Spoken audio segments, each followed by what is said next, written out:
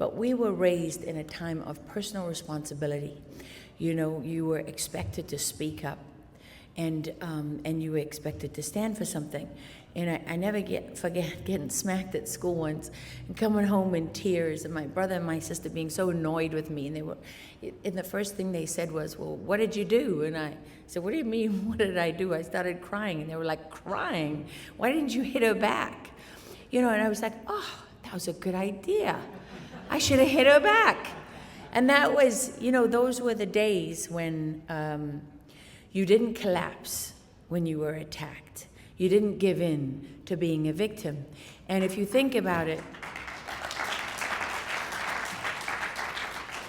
if you really think about it, you know, that prepared me for all those years later when I was, what was it, 2011, I think, something like that, when I was in Tahrir Square in Egypt. And I was with my 60 Minutes team, and it was in the Arab Spring, as they called it, which we now know is a CIA operation. And the Middle East was shifting. And I was a correspondent for 60 Minutes against all the odds. This little girl from South Africa had made it all the way to network news in the United States of America. And you know, at that time, there were no non-Americans or non-Canadians on American network news. Christiane Amanpour had sort of paved the way at cable, you know, on CNN, but that wasn't the hallowed halls of the networks, right?